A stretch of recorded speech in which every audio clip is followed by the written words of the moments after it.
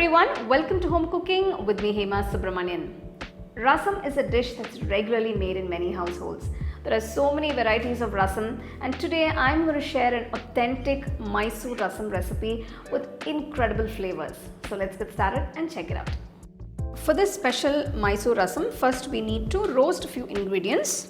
To a pan, I'm just going to add about 1 teaspoon of ghee, starting with 2 teaspoons of coriander seeds, 1 teaspoon whole peppercorns, 1 teaspoon cumin seeds, 1 tablespoon Toor Dal.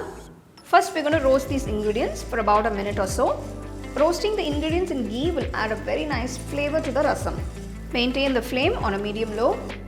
After a minute, I'm adding half cup of freshly grated coconut. Along with this, I'm going to add 4 red chillies. Continue to roast on low flame for another minute.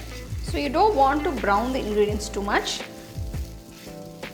Once all the ingredients are roasted beautifully to a lovely golden color, turn off the stove and add half teaspoon of Asafoetida powder or Hing. Just gently mix that in. Now transfer the ingredients to a plate and cool them completely. I've transferred the roasted and cooled ingredients to the mixer jar. First we're going to grind it without adding any water.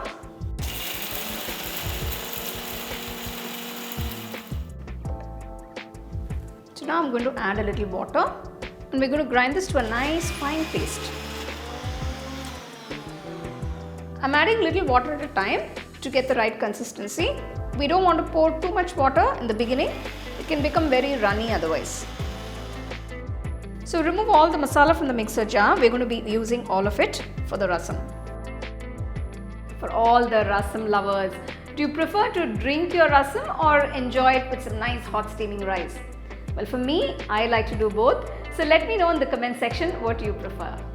I've taken a deep saucepan. To this, I'm adding 1 cup of tamarind water. I've soaked a lemon-sized tamarind and I've taken the puree of that tamarind.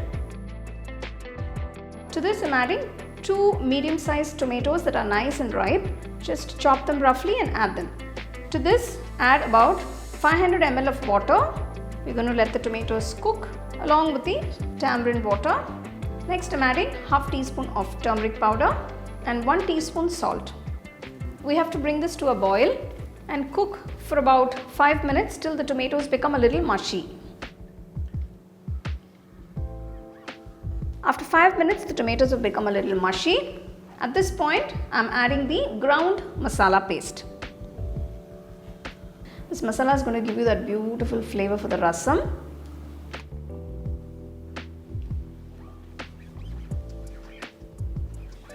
So after 5 minutes of adding the masala, I'm adding half cup of cooked Toor Dal. You need to make sure that the dal is cooked nice and soft and it's smooth and creamy. So the dal is going to give you a bit of thickness to the rasam. To this, I'm adding about 3/4 liter of water, that's about 750 ml, and we're going to dilute this rasam. So now we have this beautiful, nice diluted rasam consistency. This is the consistency we want.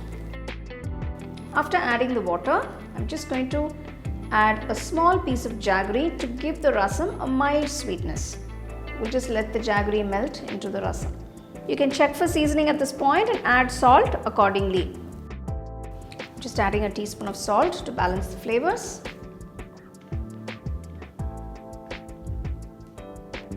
Once the rasam comes to a boil, let it boil for about 5 minutes on medium-high flame. I'm getting a beautiful aroma here. The entire kitchen studio is filled with that lovely rasam aroma. Turn off the stove at this point. Next, I'm going to add a handful of freshly chopped coriander leaves. Coriander leaves are very important for the rasam. It gives you a beautiful flavor. Just gently mix that in. The final step to the rasam is to temper the ingredients and add it into the rasam. I'm just going to keep this aside. To a small tempering pan, I'm adding 1 whole tablespoon of ghee. Once the ghee is hot, add 1 teaspoon of mustard seeds. Once the mustard seeds begin to crackle, add the cut red chilies, turn off the stove, add a pinch of Asafoetida powder, that is Hing, and a few fresh curry leaves. Transfer the tempered ingredients into the rasam and gently give it a mix. And there you have this simply delicious and very special Mysore Rasam. This is one of the most flavorful rasams I've ever had. It's definitely a treat by itself.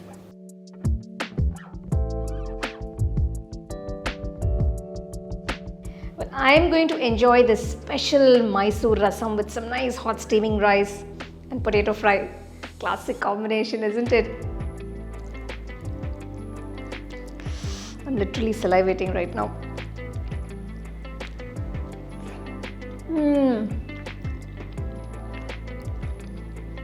Incredible flavors. This is something we enjoy at home regularly. I really enjoy that meal. It's such a simple dish with amazing flavors. So do give it a try, enjoy, and share it with your family and friends.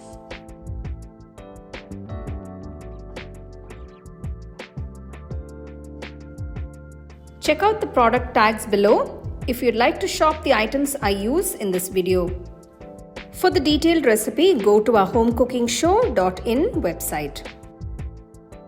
The second edition of the home cooking book is now available on Amazon as well as on shop.homecookingshow.in.